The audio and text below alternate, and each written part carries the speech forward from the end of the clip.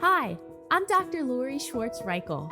My career began in music education where I learned the importance of a key change, a shift, in the tonal center of a piece of music, often used to inject energy or produce significance.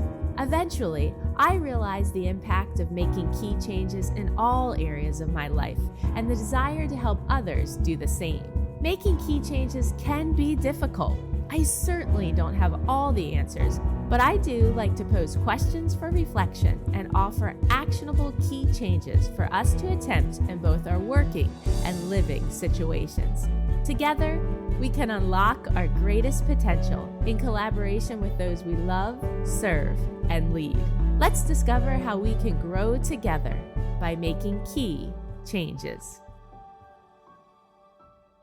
This summer, I produced the second year of the Confidence Camp for Kids, and it nearly tripled in size from last year's launch. One of the most meaningful lessons I took away this summer was how to grow confident leaders. And surprisingly, that lesson didn't come from my children, my students, a coaching client, or even one of the campers. It came from a mentor at the camp. I thought Maddie was coming to the Confidence Camp to serve as a mentor and help build the confidence of our campers, but I quickly realized that the experience was building her confidence and leadership too. Since October 2016, I have had the privilege of writing nearly one article each month for the National Association for Music Education. Over the past decade, my work with making key changes has expanded well beyond music education. I've had opportunities to speak, lead, and collaborate with schools, organizations, and corporations across the country on topics including confidence, leadership, burnout prevention, and personal growth. My doctoral research explored student voice and how young people experience learning, while my entrepreneurial journey led me to create the Confidence Camp and the Confidence Retreat for adults. Experiences designed to help people build confidence and strengthen their leadership.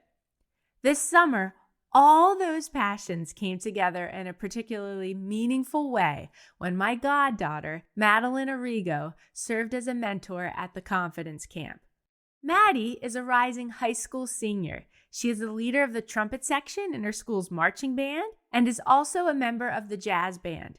After graduation, she plans to pursue a degree in English with the goal of becoming a teacher and writer. Maddie is compassionate, thoughtful, and willing to take initiative. She made a lasting impact on our campers. But after camp concluded, I realized something else. Some of the most significant lessons from the Confidence Camp weren't my own or even the campers. They came from one of our mentors. I invited Maddie to co-author a recent article with me about her experience at the Confidence Camp. Her reflections captured confidence through the eyes of someone who was growing alongside the campers, rather than simply leading them. And perhaps what is most remarkable is that Maddie had never reviewed the curriculum I designed for the camp. Yet, she instinctively identified many of the lessons and outcomes I had hoped every camper would experience.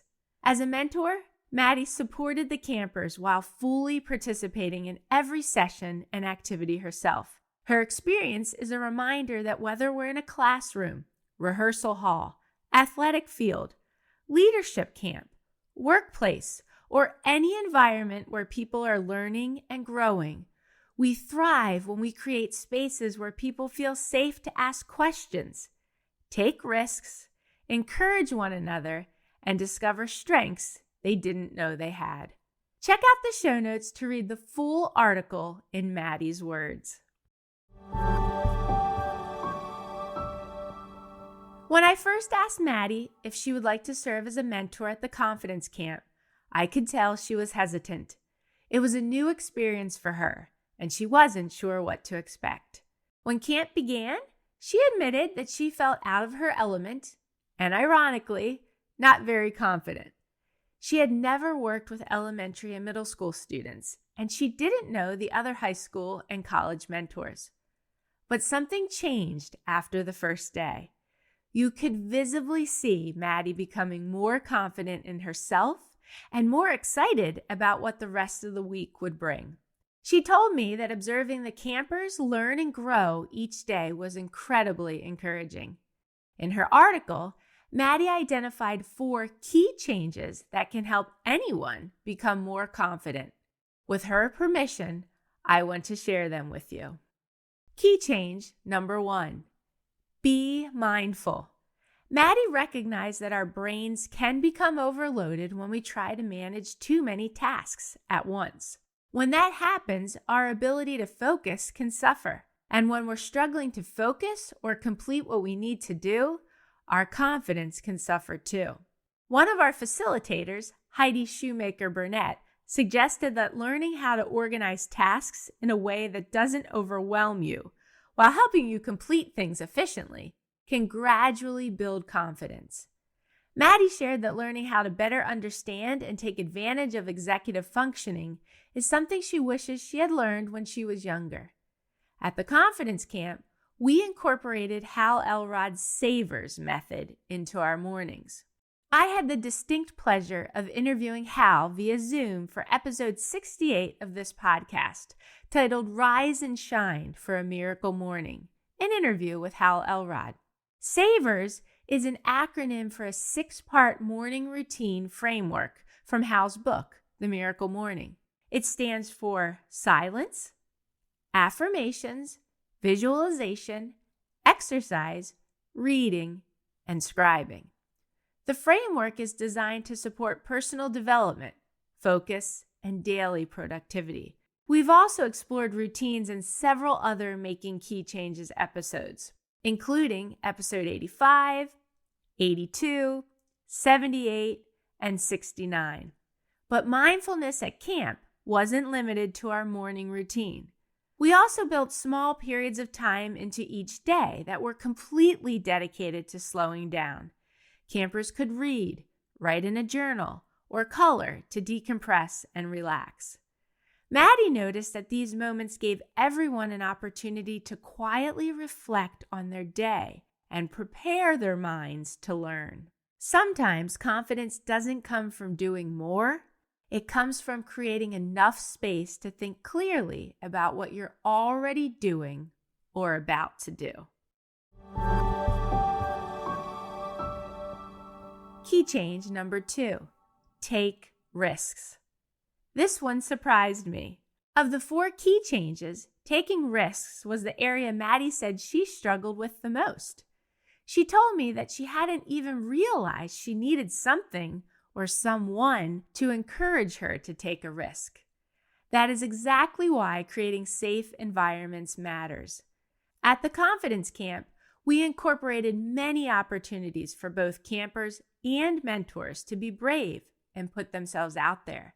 One example was our This Is Me presentation and performance. Everyone had the opportunity to share something about themselves with the entire group if they wanted to do so. They could talk about their lives or showcase a talent or passion. And we were amazed by how many girls participated. They shared gymnastics, art, music, baking, writing, and so many other interests. The point wasn't to perform perfectly. The point was to be willing to show up on a stage and say, "This is me." Maddie said the Confidence Camp provided a safe space for the girls to be themselves and show their passions, which she believes is a powerful way to build public speaking skills. But here's what I loved most. Maddie was nervous too. She told me privately that she was nervous about presenting, but she knew that if she did it, she could set an example for the campers. So she took the risk, and in doing so, she grew her own confidence as a presenter and as a mentor. Maddie was also especially impressed by one of our guest Zoom speakers, Ellie Sheehan, the first female drum major at Penn State University, shared her story with the campers. She demonstrated the importance of taking risks, persevering, and having the courage to try again and again. Maddie said the girls were inspired by Ellie, even if they weren't involved in their school's band.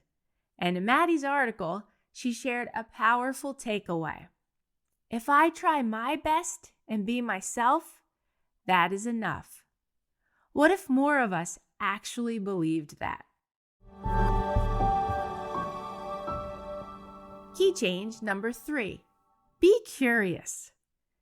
Maddie described the camp week as being full of engaging learning opportunities that encouraged the campers to ask questions, even when they were nervous. As a high school senior, she recognized how important it is to have a judgment-free learning environment, regardless of someone's age. She noticed that campers could remain confident even when they didn't understand something because they knew they could ask questions. And she noticed something else. Whenever someone seemed hesitant to raise their hand, that person's question was often incredibly insightful. In fact, their question frequently helped the entire group learn something new. Think about that. The very thing that someone was nervous to say out loud sometimes became the thing that helped everyone else learn. That is why teaching children, or anyone really, that it's okay to be curious and ask questions. And it's so important for building confidence. This becomes especially important as kids get older and the material becomes more challenging. They have to become comfortable saying, I don't understand. They have to be willing to ask for clarification. And they have to learn not to let the fear of what other people might think prevent them from learning. Confidence doesn't mean having all the answers. Sometimes confidence means being willing to ask the question. And key change number 4, be thankful. From the very first day of camp, both mentors and campers were encouraged to write thank you cards. Gratitude was emphasized throughout individual activities and the overall plan for each day. We even built specific time into the schedule for campers to handwrite at least 2 cards to people of their choice. Maddie believed this helped build community among the girls, even though their time together was relatively short. I've always believed that receiving a gratitude card can build confidence on both ends, and Maddie picked up this domino effect too. The person writing the card has to stop and reflect on their relationship with someone else. They have to identify something they appreciate. And then the person receiving the card feels seen, valued, and appreciated. Maddie captured this beautifully in her article. She said, kind gestures that require a lot of thought strengthen relationships and help both parties become more confident. Maddie received several cards from campers, and she told me how heartwarming that was. I received many cards too. And I still go back and reread them from time to time, and my mood instantly improves. Imagine what a single habit like that could influence in your home, your workplace, your school, your team, or your community. What if we made gratitude a regular part of how we build confidence in ourselves and others? Maddie went into the confidence camp thinking she was there to build the confidence of other girls. She quickly learned that wasn't the whole story. The confidence camp helped her grow as a mentor. It helped her grow as an emerging leader, and it helped her grow in confidence. Her experience reminded me that we don't have to be the person teaching the lesson to learn it ourselves. Sometimes the people we think we're helping are actually teaching us something too. Maddie identified 4 key changes that helped her grow. Be mindful, take risks, be curious, and be thankful. And those aren't just lessons for kids. They're lessons for all of us.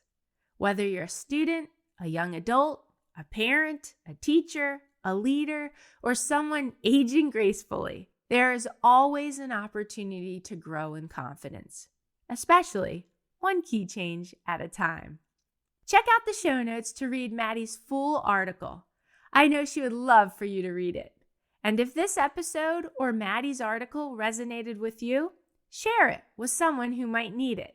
Perhaps another student, parent, teacher, mentor, or supervisor.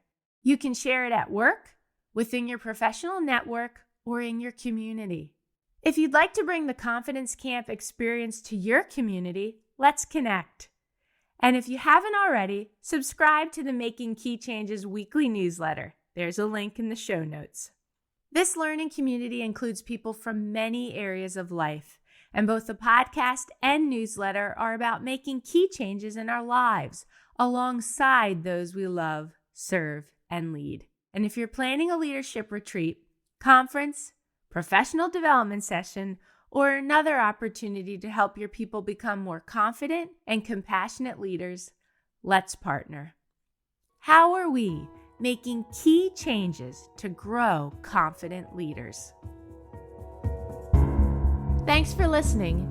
If you haven't done so yet, please consider rating and reviewing the Making Key Changes podcast on the Apple Podcast app. If you found this episode helpful, please consider sharing it with others and joining me again next week. In my coming episodes, I'll discuss topics that are most passionate to me, along with things I've been researching or areas of my life I have changed or want to change. You can learn more about me on my website, makingkeychanges.com. Feel free to message me through there or reach out on social media. I'd love to hear from you and learn about what key changes you hope to make.